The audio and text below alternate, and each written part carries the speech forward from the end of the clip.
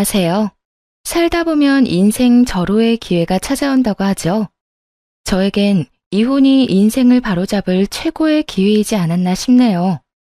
한때는 참 사랑했던 남자이고 제가 가진 그 무엇을 내주어도 아깝지 않던 사람이었는데 말이에요. 하지만 전 남편의 추악한 속내를 알고 나니 입안에 들어있는 사탕까지도 다 뺏어버리고 싶은 심정이더군요. 친정아빠가 주변 사람들을 의심하고 또 의심할 땐 왜 무턱대고 사람을 의심하냐며 그렇게나 못마땅해 했었는데 말이죠. 많은 일을 겪고 난 지금에서야 왜 아빠가 그렇게까지 돌다리를 부서져라 두드리고 건너는지 알 것만 같더라고요. 10길 물속은 알아도 1길 사람 속은 모른다더니 그걸 경험을 통해서 누구보다 더 정확하게 깨닫게 되었네요. 한때 삶의 전부였던 남편과는 회사에서 만나 결혼까지 하게 된 사이였어요.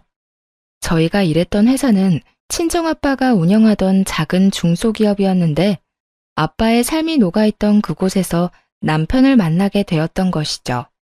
성실한 모습에 예의가 몸에 밴 남편의 모습이 참 보기 좋더라고요. 평소 제가 상상하던 배우자의 모습과 가깝기도 했고요. 그래서 집안 차이는 대수롭지 않게 여기며 결혼까지 한 것이었는데 결국 결과는 이렇게 되어버렸네요.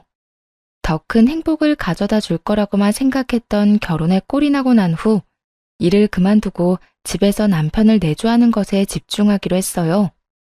결혼을 하며 남편이 회사에서 받게 될 눈초리도 신경이 쓰였고 그래야 남편이 회사에서 좀 더 마음 편히 일할 수 있지 않을까 생각했기 때문이었죠.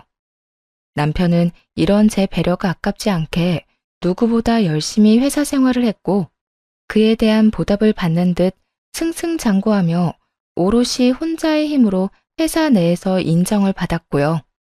장인어른을 믿고 조금은 나태해지거나 건방져질 법도 한데도 남편은 그럴수록 본인이 더 잘해야 장인어른에게 민폐가 되지 않는다고 말하곤 했죠.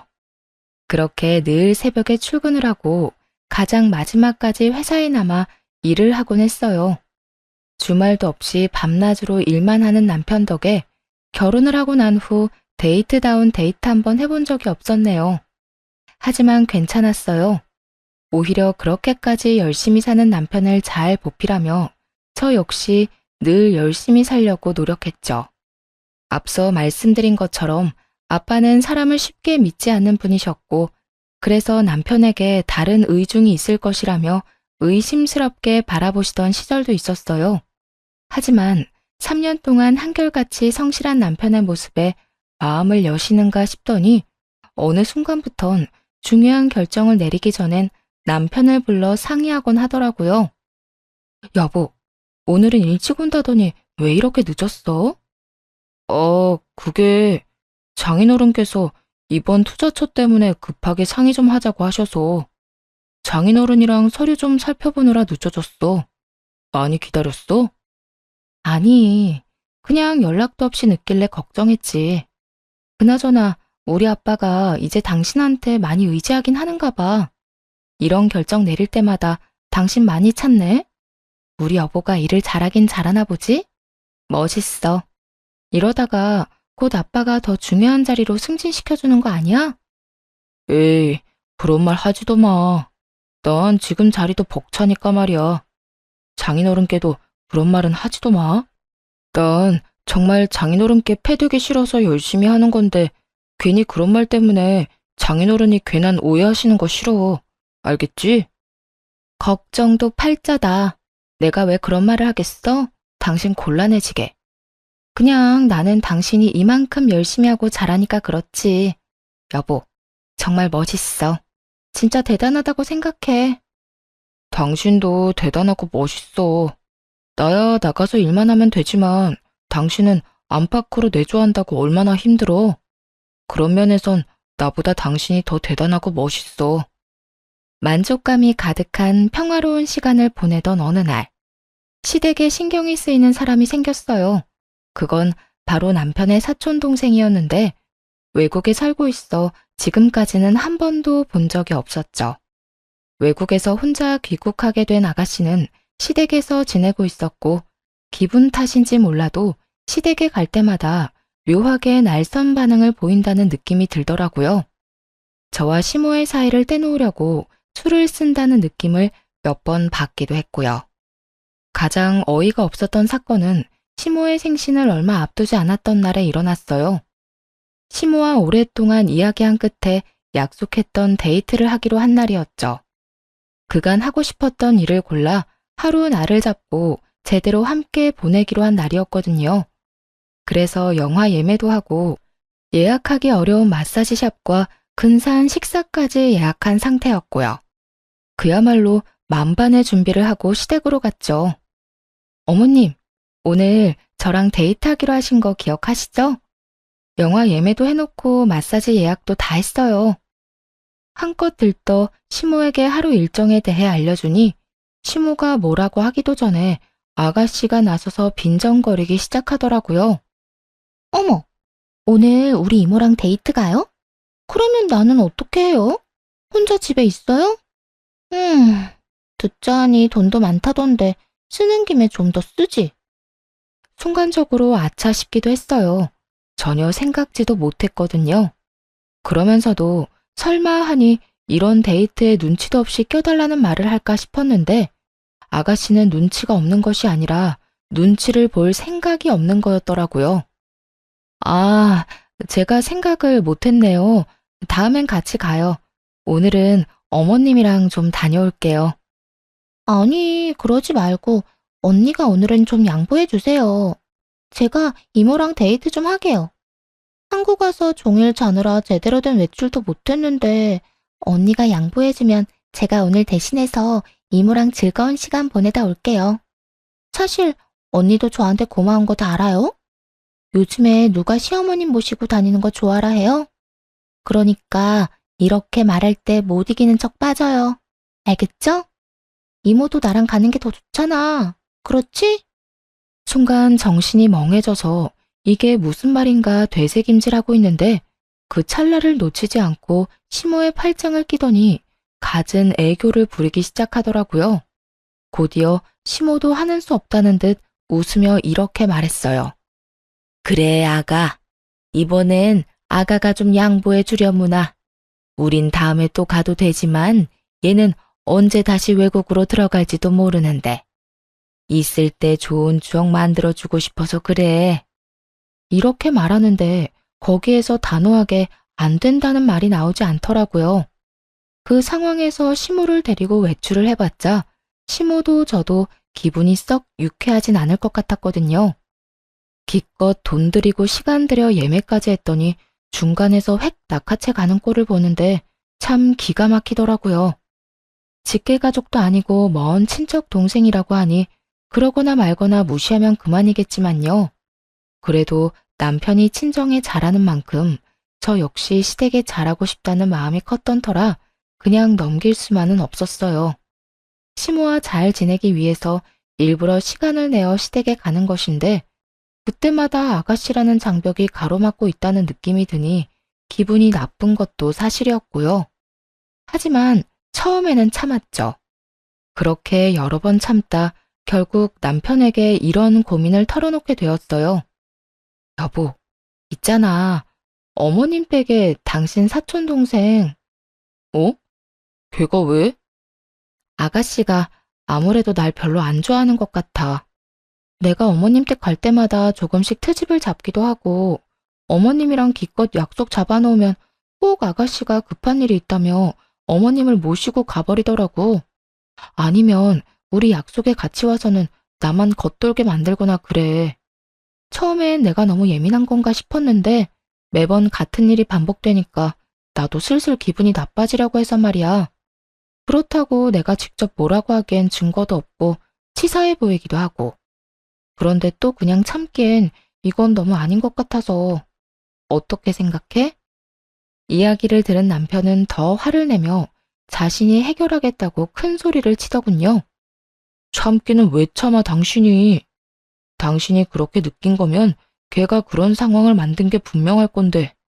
당신 말대로 당신이 나섰다간 괜히 분위기 이상해질 수도 있으니까 내가 잘 이야기해서 집에서 내보낼게.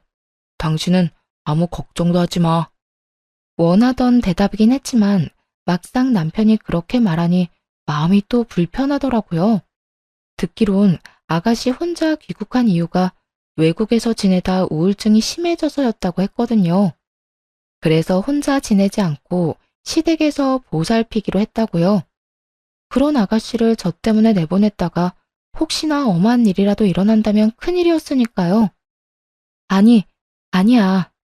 아무리 그래도 집에서 내보내는 건 아닌 것 같아. 그렇지 않아도 우울증 심해서 하던 일도 공부도 그만두고 왔는데 혹시나 혼자 지내다가 무슨 일이라도 생기면 어떡해. 하긴, 부럽긴 하네. 그것까진 생각 못했네. 그러면 일단 내가 잘 이야기해볼게. 당신 곤란하지 않게 말이야. 남편이 알아서 해보겠다고 한 후 이야기가 잘 된 것인지 더는 저에게 나를 세워 대하지는 않더라고요. 여전히 시모와의 사이에 껴있다는 느낌이 들긴 했지만 전처럼 심한 것은 아니었어요. 그래서 이 정도야 제가 더 잘하면 된다는 생각으로 시모에게 일부러 살갑게 굴곤 했죠. 하지만 이 일이 잘 해결되고 난 후 큰일이 생겼어요. 그건 바로 친정아빠가 갑작스럽게 입원을 하게 된 것이었죠. 나이가 있으시니 가끔 몸이 좋지 않으면 입원을 해 쉬시곤 했는데 이번엔 어디가 많이 안 좋으신 건지 여러 검사들을 받으며 입원 기간이 길어지더라고요. 엄마, 아빠 어디 많이 편찮으셔? 입원한 지가 언젠데 퇴원은 고사하고 왜 아무 말도 안 해주는 거야? 나 진짜 답답해, 겁도 나고. 겁날 것도 많다 많아. 아직 검사 결과가 안 나와서 그래. 이번에 검사를 많이 해서 그런가 결과 나오는데 시간이 꽤 걸리네. 그러니까 너무 걱정하지 말고 넌 네 할 일 하고 있어. 자세한 건 나중에 이야기하자, 천천히. 어느 하나 명확하지 않은 엄마의 대답은 더욱 불안하게 만들었고 무서운 생각도 들어 걱정만 늘어가고 있었어요. 딸바보라 소문난 아빠의 사랑을 듬뿍 받고 자랐던지라 온통 아빠에게 신경이 곤두서 있던 상황이었죠. 그런데 그 와중에 남편이 점점 이상하다는 느낌이 들더라고요. 여보, 오늘 나 병원 갈 건데 당신도 같이 갈래? 난 오늘 일 때문에 중요한 약속 있는데. 왜 그 있잖아. 중요한 거래처 사장님이랑 요즘 조율하고 있다고 했던 거. 그 일로 오늘 만나기로 했어. 아, 그거? 그런데 그건 저번 주에 마무리했다고 하지 않았나? 그 일 때문에 당신 늦는다고 하고 새벽에 들어왔었잖아. 그때 분명히 마무리했다고 들은 것 같은데? 그게 내 착각이었지 뭐야? 난 충분히 좋은 쪽으로 마무리됐다고 생각했는데 상대방 생각은 다르더라고. 그래서 오늘 다시 만나 뵙기로 했어. 처음엔 저보다도 자주 병원에 들락날락하던 사람이 이런저런 핑계를 대며 병원의 발길을 끊어버리기도 했고 시댁을 핑계 삼아 외박을 하는 날도 생겨나기 시작했어요. 여보, 오늘도 많이 늦어? 오늘 엄마한테 좀 다녀와야 할 것 같아. 며칠 전에 연락이 왔는데 아들 얼굴 까먹겠다며 오라고 성화셔서 말이야. 무슨 일 있는 것 같기도 하고 아마 전화로 할 말은 아닌 것 같고 얼굴 보고 해야 할 말 같아서 오늘 가보려고. 아, 그래? 그러면 나도 오늘 어머님 댁으로 가 있을까? 그러고 보니까 내가 요즘 아빠 때문에 어머님을 전혀 신경 못 썼네. 그런데 무슨 일인 거지? 큰일이라도 생기셨나? 아니야. 당신은 그냥 장인어른 병원이나 다녀와서 집에서 푹 쉬어. 그렇지 않아도 신경 쓸 일 많은 사람이 시댁까지 왜 챙겨? 우리 엄마 그렇게 이해심 없는 사람 아니니까 당신은 그냥 쉬고 나 혼자 다녀올게. 아니다. 오늘 간 김에 하루 자고 거기서 바로 출근할 테니까 당신은 내 밥 걱정하지 말고 푹 쉬어. 걱정을 하지 말라고는 해도 걱정이 될 만한 상황이었어요. 시댁에 일이 있다. 혹은 시모가 찾는다는 이유로 시댁에 가는 날은 잦아졌거든요. 더구나 막상 다녀와서는 무슨 일 때문인지 이렇다 할 설명도 없었고요. 아무리 제가 친정일 때문에 정신이 없다고는 하지만 그게 아니라 정말로 말하지 못할 법한 큰일이라도 생긴 것은 아닌지 어느 순간부터 걱정이 되기 시작했네요. 그래서 시모에게 전화를 걸어 상황을 떠보기로 했어요. 어머님, 잘 지내시죠?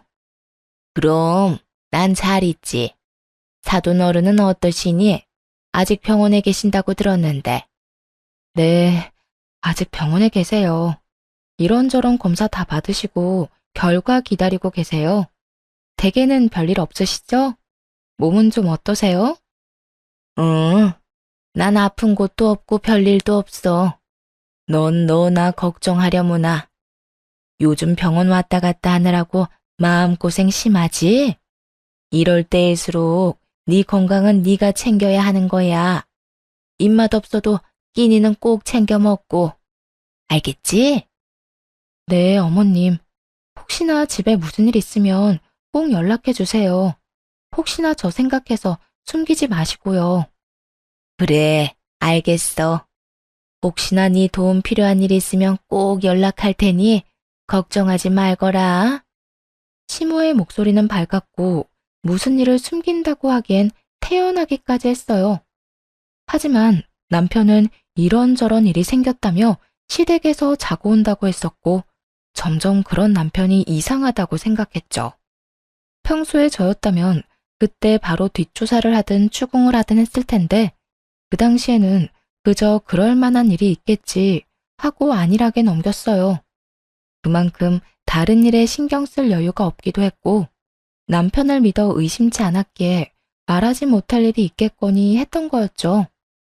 그렇게 정신줄을 빼놓고 살던 어느 날 유난히 일찍 퇴근한 남편이 저에게 조심스럽게 말을 걸어오더라고요. 여보, 장인어른 몸은 좀 어때? 뭐 때문에 이렇게 길게 입원하시는 거래? 뭐 들은 말 있어? 아니, 그렇지 않아도 그것 때문에 답답해 미치겠어. 아무리 물어도 대답도 안 해주고 그냥 나중에 자세히 이야기하자고만 그래. 갈 때마다 아빠는 자고 있고 가끔 일어나 있어도 그것도 잠시뿐이야. 그래? 도대체 어디가 편찮으시길래 그러시는 거지? 그러니까. 그런데 왜? 회사에 무슨 일이 생겼어? 남편은 약간 곤란하다는 듯 망설이더니 이내 굳게 다문입을 열더라고요. 제 눈치를 과하게 살피며 말이죠. 그냥 내가 많이 고민해봤는데 장인어른 회사 일은 신경 쓰지 마시고 이제 건강만 신경 쓰시면서 좀 쉬시는 건 어떤가 해서. 회사는 내가 더 신경 쓰면 되니까 말이야. 어? 갑자기 그게 무슨 말이야? 말 그대로야. 장인어른 이제 좀 쉬셨으면 해서. 사실은 회사 내에서 이런저런 말이 자꾸 나와. 계속 찾아와서 나보고 회사를 맡으라고 직접적으로 이야기하시는 분들도 계시고 말이야. 회사를 창립할 때부터 시작해 지금껏 오랫동안 아빠와 함께 해주신 분들이 계셨는데 그분들이 그런 말을 꺼냈다고 들으니 생각이 많아지더라고요. 건강상의 문제로 인한 아빠의 부재, 그리고 조금은 의미심장한 남편의 제안. 좀 더 남편의 마음을 자세히 알기 위해 이것저것 남편에게 묻기 시작했죠. 그런 말까지 당신한테 한단 말이야? 나한텐 아무 연락도 없으셔서 전혀 몰랐는데. 당신한텐 아무래도 말하기가 그랬겠지. 나한텐 예전부터 그런 식으로 말씀하시곤 하셨어. 처음엔 내가 그럴 만한 그릇도 되지 않는데 왜 그러시나 싶기도 했어. 그런데 장인어른 입원 기간이 길어지니까 그런 말이 귀에 들어오기 시작하더라고. 회사를 함께 일으키신 분들이 찾아오셔서 그런 말씀을 계속 하시니까 몸둘 바를 모르겠으면서도 한편으론 잘할 수 있다는 용기도 생기고 말이야. 당신도 잘 알잖아. 나 당신이랑 결혼하고 얼마나 열심히 회사를 위해 살았는지. 그러니까 당신이 장인어른께 잘 좀 이야기해주면 안 될까? 장황하게 설명하긴 했지만 결론은 아빠 회사를 물려달라 이거더라고요. 여러 생각으로 머릿속이 복잡해져서 일단은 대화를 마무리해야겠다는 생각을 했어요. 더 이야기를 나누어봤자 머릿속만 복잡해질 것 같았으니까요. 음, 일단 생각 좀 해보자. 생각 정리되면 아빠하고도 잘 이야기해볼게. 그래, 나도 다시 한번 내가 잘 이끌 수 있을지 생각해보고 내 자신을 돌이켜볼게.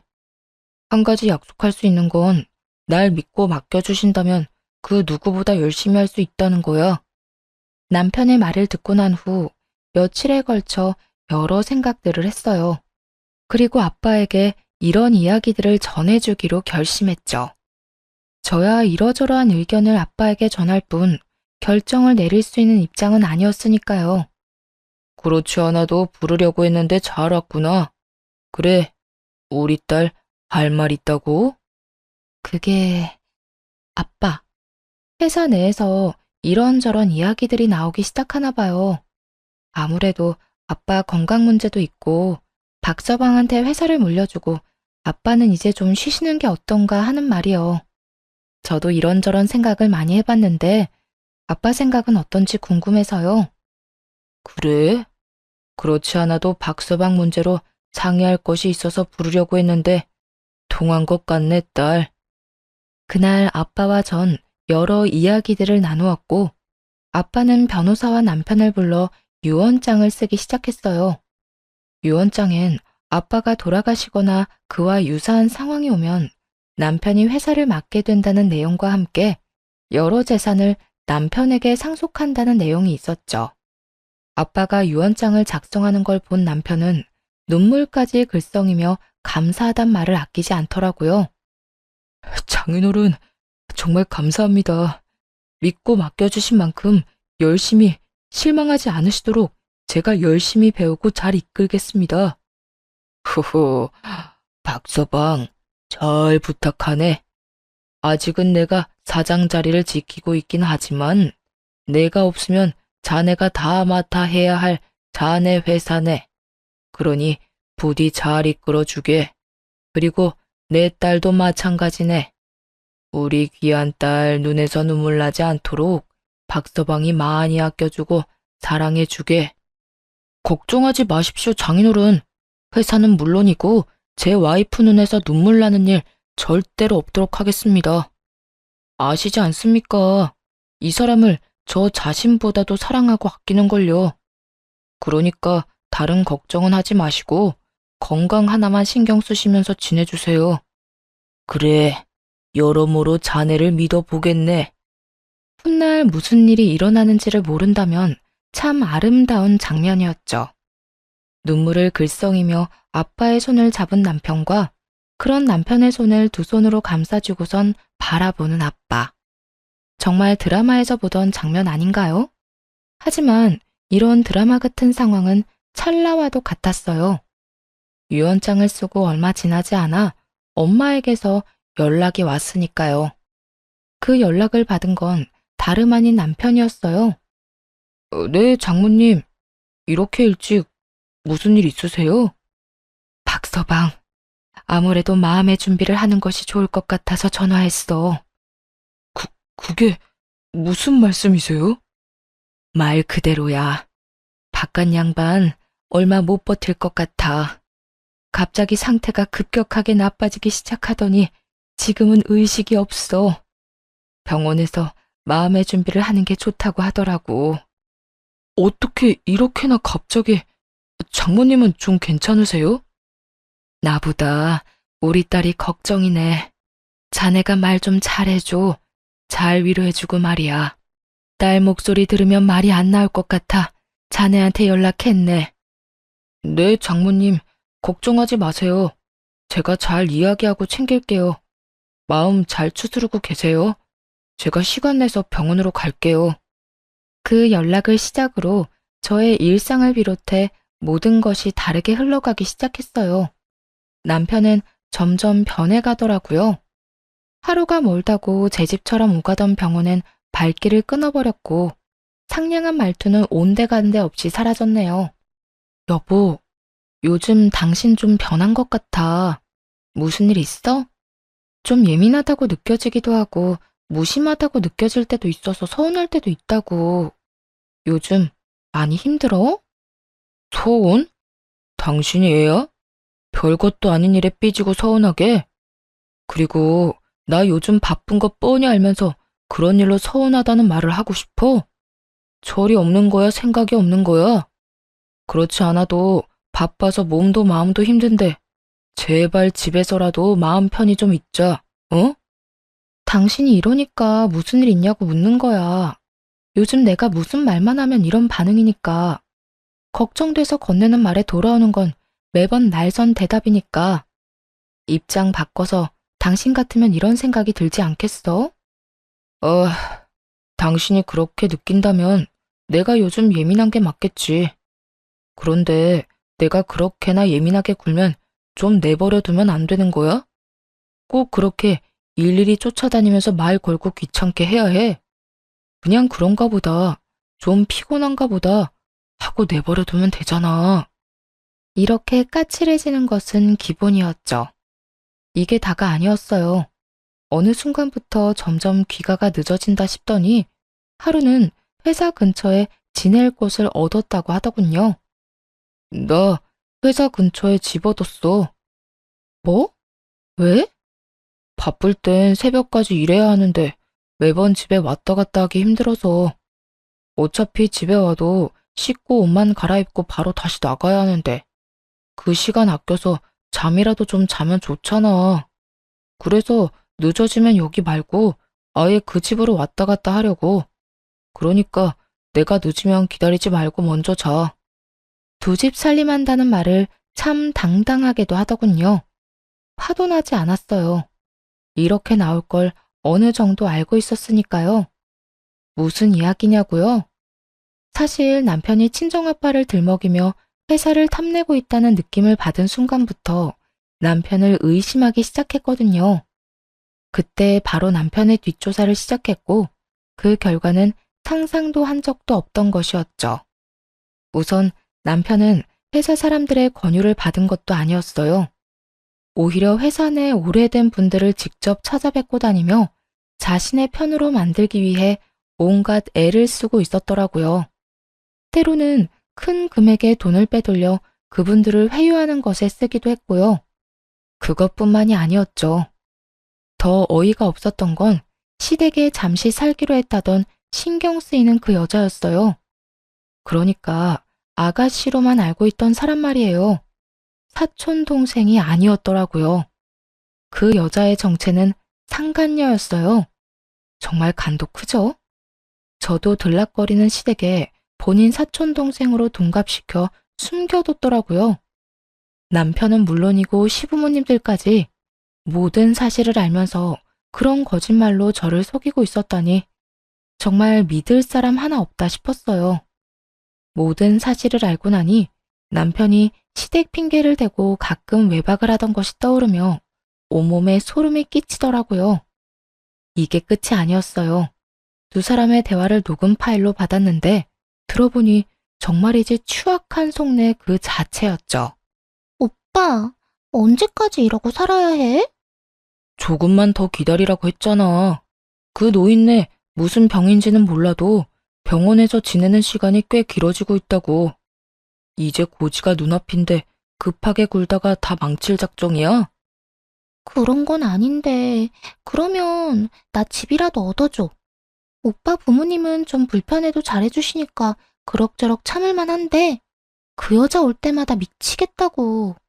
올 때마다 어떻게 해서든 어머님께 잘 보이려고 알랑방귀 끼어대는데 아주 꼴 보기 싫어 죽겠어. 그러거나 말거나 신경을 꺼.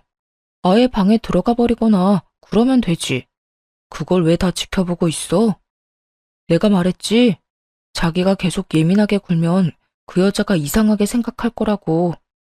그러니까 이상한 말이나 행동하지 말고 그냥 신경 쓰지 마. 응? 오빠 같으면 그게 돼? 저러다가 어머님이 나 말고 저 여자 편을 들면 어쩌나. 그러다 오빠까지 나 버리고 그 여자한테 가면 어쩌나. 내가 얼마나 걱정인 줄 알아? 별 걱정을 다 한다. 그럴 것 같았으면 우리 집에 자기 들이지도 않았겠지. 그리고 우리 엄마 그 여자보다 자기 더 좋아해. 그 여자야 자기도 알다시피 우리 집 지갑인 거 알잖아. 나한테 돈도 주고 회사도 줄 통 큰 지갑 말이야. 자기는 지갑 보면 무슨 감정이 느껴져? 나도 마찬가지야. 아무 감정도 느낌도 없어. 애초에 사랑 같은 거 하지도 않았고, 우연히 그 여자가 회사 사장 딸인 거 알고 결혼한 것뿐이라고.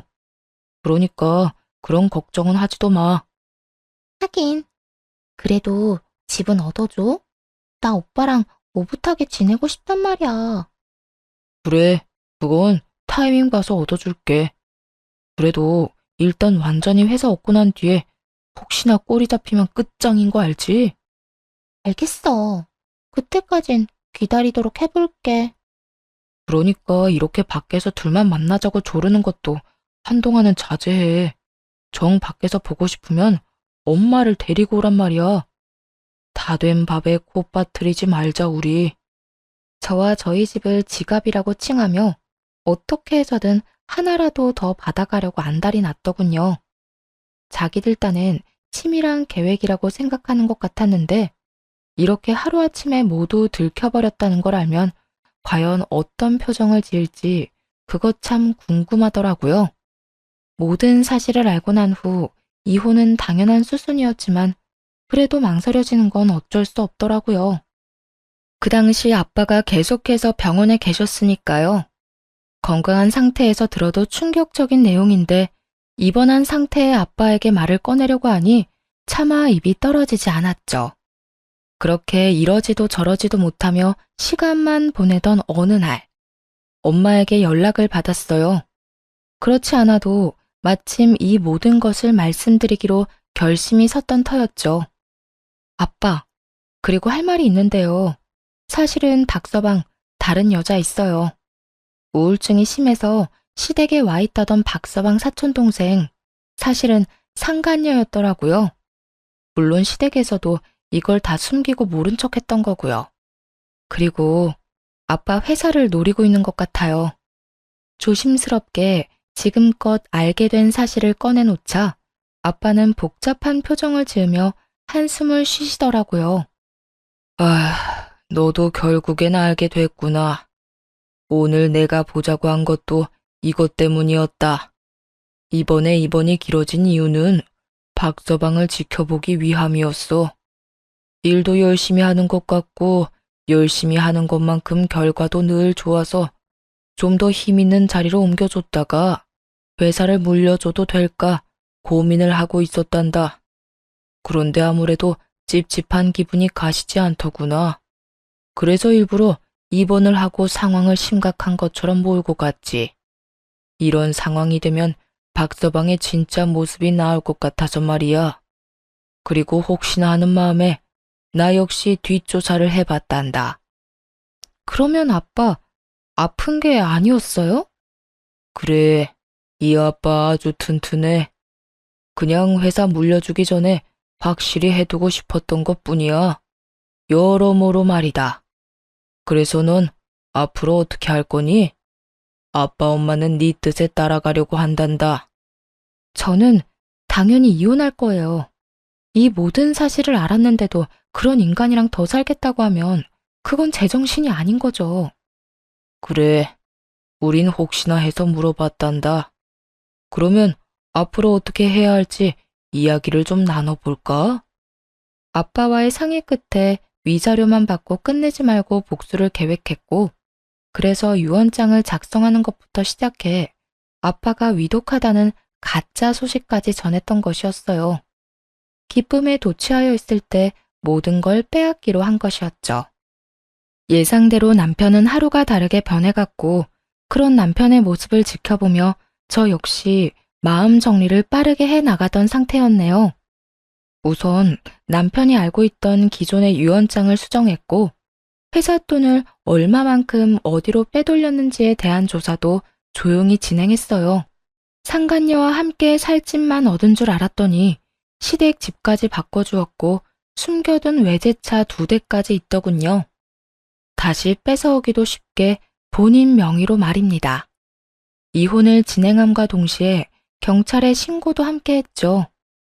여러 소장들을 받고 나서야 남편은 제가 모든 것을 알았던 걸 눈치채곤 빌기 시작하더군요. 여보, 당신 지금 큰 오해하고 있어. 그러니까 내 말 좀 들어봐. 들어보면 다 이해할 거야. 보자마자 무릎을 꿇고 앉아서 한다는 말이 오해였다더군요. 감동도 없고 성의도 없는 말을 듣는데 어쩌다 이런 인간하고 여기서 이러고 있나 하는 생각마저 들었어요. 오해? 뭐가 오해인데? 당신이 우리 아빠 회사만 물려받고 나랑 이혼하려고 했던 거? 아니면 당신 집에 있는 그 여자가 사실은 상간녀였던 거? 도대체 뭐가 오해라는 건데? 그게 잠깐 흔들려서 여자 만났던 건 맞아. 그런데 당신도 생각을 좀 해봐. 내가 당신 같은 여자를 두고 왜 그딴 여자한테 가겠어? 그냥 잠시 만났던 것 뿐인데 그 여자가 죽어도 못 헤어지겠다고 하면서 오갈 데도 없다고 하길래 그냥 잠시 집에 들인 것 뿐이야. 이게 무슨 개똥 같은 소리야? 잠시 스쳐가는 여자를 본가에 데려다 놨다고? 배울 만큼 배웠다는 사람이 변명이 너무 성의 없다고 생각 안 하니? 여기까지 와서 이렇게 빌 거면 적어도 그럴싸한 변명거리라도 준비했어야지. 다 됐고, 그냥 우리 이혼해. 내가 다 잘못한 거 맞고 당신한테 주길 놈 맞는데 다른 건 다 해줘도 당신하고 이혼만큼은 못해. 절대 안 해. 그래, 당신 이럴 줄 알고 변호사 선임해뒀어. 당신이 뭘 어떻게 하든 이혼은 꼭 하게 될 테니까 그런 줄 알아. 경찰 조사는 아직이지? 당신 회사 돈 야금야금 가져다 쓴 것도 다 신고했으니까 그런 줄 알고 준비 잘해둬. 그리고 당신 부모님을 비롯해서 그 여자한테도 다 소송 들어갈 테니까 그런 줄 알고. 저를 찾아와 무릎을 꿇고 앉았을 때보다 더욱 좌절한 얼굴이었어요. 그도 그럴 것이 남편 놈은 앞으로 벌어지는 모든 일의 책임은 본인 혼자 짊어지면 된다고 생각했을 테니까요. 그런데 생각지도 못한 부모님과 상간녀까지 한 세트로 묶어 죗값을 치르게 하겠다고 하니 보통 당황스러운 것이 아니었겠죠. 남편은 더 처절하게 제 바짓가랑이를 붙잡고 애원하기 시작했어요. 여보, 제발 내가 조용하게 당신이 하자는 대로 빨리 이혼할 테니까 그 여자랑 부모님은 건드리지 말아주라. 응? 내가 정말 잘못했어. 내가 왜 그래야 하는데? 우리 그럴 만한 돈 없어. 돈도 돈이지만 우리 부모님 나이도 많은데 그런 일까지 겪게 하고 싶지 않아. 그러니까 나이도 많으신 분들이 아들이 그딴 말도 안 되는 짓을 벌이는데 말리기는커녕 상간녀를 데리고 살고 있었다고? 당신 같으면 그냥 조용히 넘어갈 수 있었어? 당신 말대로 나이 지긋한 양반들이라 그냥 그렇게 넘어가는 거야. 아니었으면 나 진짜 가만 안 뒀어. 알고나 있어? 뻔뻔하게도 상간녀와 시부모를 감싸는 모습에 저는 고함을 꽥 질러버렸어요. 저에게 씻을 수도 없는 상처를 준 두 사람을 감싸는 인간 쓰레기의 모습에 더는 침착함을 유지할 수 없었으니까요. 함께 결혼 생활을 하며 이런 제 모습을 본 적이 없었던 남편놈은 꽤나 충격을 받은 표정이더라고요. 참 웃기지 않나요? 마음속으론 그깟 고함이 아니라 더 심한 상상을 오만 가지는 했는데 고작 그 고함 한 번에 그런 표정을 보였다는 게 말이에요. 여보, 정말 화 많이 났구나. 그걸 말이라고 하니? 넌 나뿐만 아니라 내 가족, 그리고 내 가족이 한평생을 갈고 닦은 터전까지 다 기만했어. 그런데 화가 많이 났냐고? 그런 당연한 걸 묻고 싶어? 내가 진짜 말도 다 하지 못할 만큼 잘못했어. 제발 이렇게 빌 테니까 한 번만 용서해줘. 그래, 장인어른. 장인어른 몸도 편찮으시고 의식도 없으신데 우리 이혼 소식까지 전해드릴 순 없잖아. 비록 의식은 없으셔도 다 듣고 계실 텐데. 가짜 유언장을 보고 난 후에는 아빠가 의식이 없거나 말거나 병원에 가는 일도 없던 남편놈이 아빠를 들먹이며 이혼을 막고자 애쓰더라고요. 사실은 아빠가 의식이 없다는 것조차 거짓말이란 사실은 꿈에도 모르고 말입니다. 고양이 쥐 생각하는 것도 아니고 우리 아빠 걱정을 그렇게 하는 사람이 회사 돈을 그렇게나 빼돌리셨어? 그건 사업차 여러 가지 쓰다 보니까 그렇게 됐어. 맹세하건대 나를 위해 쓴 돈은 단 하나도 없다고. 네 부모님 집 사주고 그 여자랑 살 집에다가 외제차 2대는 널 위한 돈이 아닌가 보네. 아, 당신이랑 말 섞으면 섞을수록 기분만 더 나빠지니까 그만 좀 하자. 그리고 당신이 그렇게 걱정하는 척하는 우리 아빠, 의식 똑바르고 아픈 것도 없이 아주 건강하셔. 그러니까 그 더러운 입에 우리 아빠 올리지도 마. 그제야 모든 것이 아빠가 마련한 마지막 관문이었다는 것을 깨달은 듯 하더라고요. 자신의 말대로 다 된 밥에 코를 제대로 빠뜨렸다는 사실까지도요. 여러 생각과 함께 후회와 절망에 빠진 그 표정이 참으로 볼만하더군요. 그러면 설마 내가 어떻게 하는지 지켜보려고 그런 연극을 했던 거야? 그러니까 허튼 짓거리 하지 말고 하던 대로 회사 일이나 열심히 하지 그랬어. 그랬으면 당신 꿈처럼 우리 아빠 회사는 물론이고 화목한 가정까지 다 당신 몫이었을 텐데 말이야. 이게 뭐야? 결승선 다 와서 쫄딱 망해버렸네? 그것도 제대로 말이야. 여보, 정말 내가 너무 잘못했어. 나 정말 후회하고 있는데 한 번만 없던 일로 좀 해주면 안 될까? 나 회사 안 물려줘도 돼. 그냥 당신 곁에 다시 설 수 있게만 해줘, 어? 나 당신 없이 못 사는 거 알잖아. 그건 그렇겠다. 지갑 없이 살 수는 없겠지. 돈이 있어야 살 수 있을 테니까 말이야. 지갑? 갑자기 웬 지갑 타령은, 설마 그것도 다 들은 거야? 응, 내가 말이야. 당신이 생각하는 것보다 더 많이, 그리고 더 깊게 알고 있어. 그러니까 더는 사람 피곤하게 하지 말고 가서 이혼이나 준비해. 그제야 남편은 더는 가망 따윈 없다 싶었는지 긴 말하지 않고 밖으로 나가더라고요. 그 후 소송은 진행되었고 유능한 변호사님들의 도움을 받아 남편을 비롯해 작당모이한 모든 사람들의 서랍 속 실가락지 하나까지 남기지 않고 싹 다 받아냈습니다. 당연히 전 남편은 회사에서 쫓겨났고 구속까지 앞두고 있었죠. 워낙 증거들이 차고 넘쳐 그 누가 와도 막을 수 없는 수순이었거든요. 그렇게 이제 모든 것이 끝났다고 생각하고 있었는데 마지막까지 그 지긋지긋하고 양심도 없는 인간들이 저를 찾아오더라고요. 바로 전 시모와 상간녀 말입니다.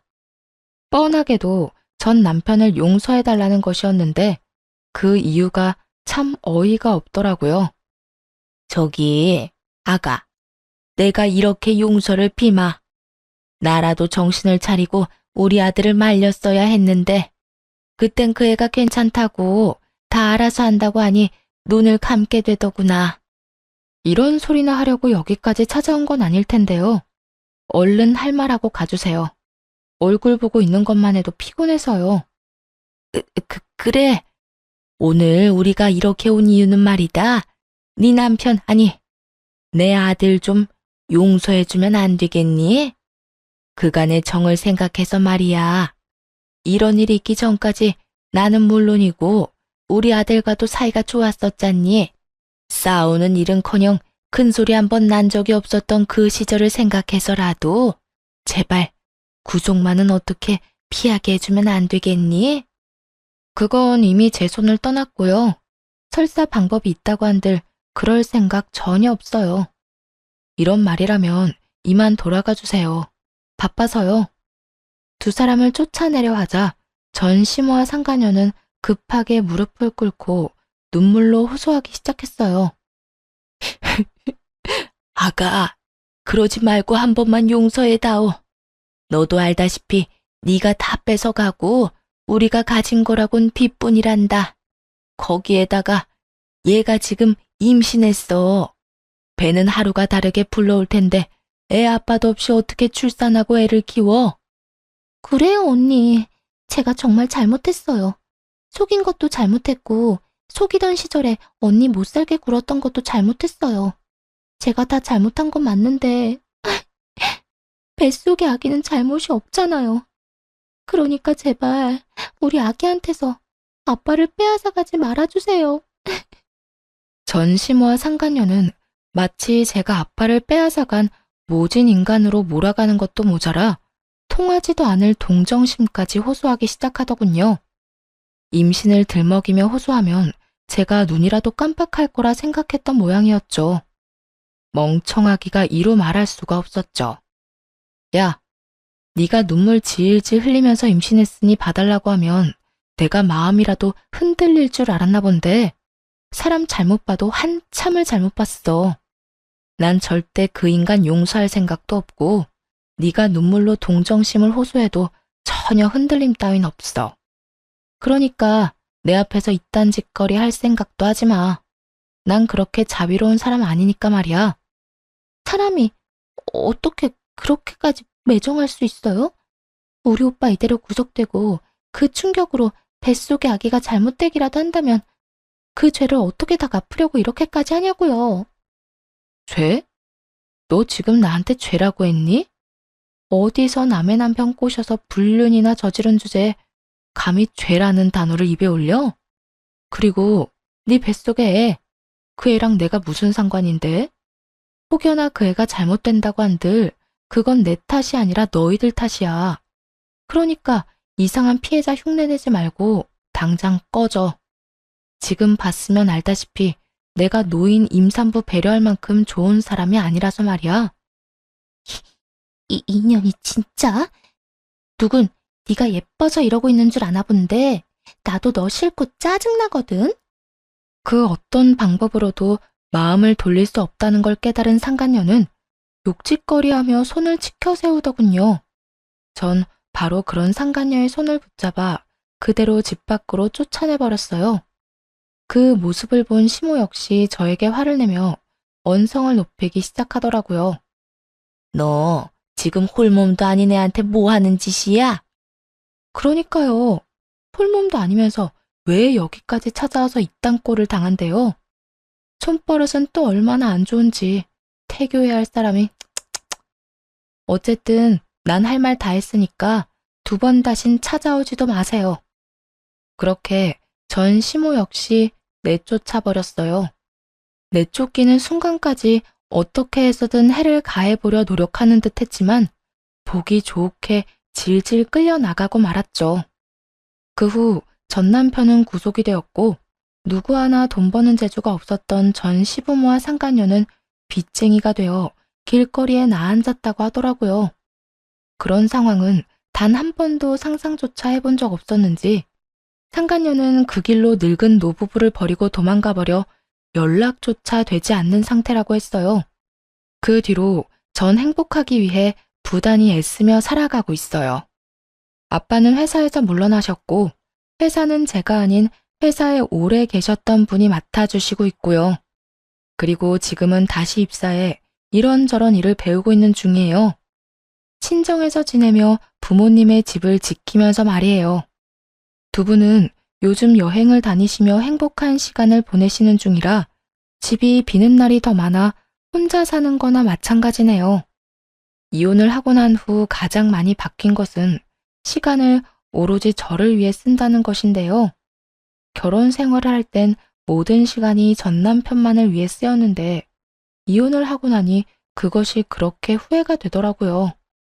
그래서 요즘은 모든 시간을 오로지 저만을 위해 쓰고 있어요.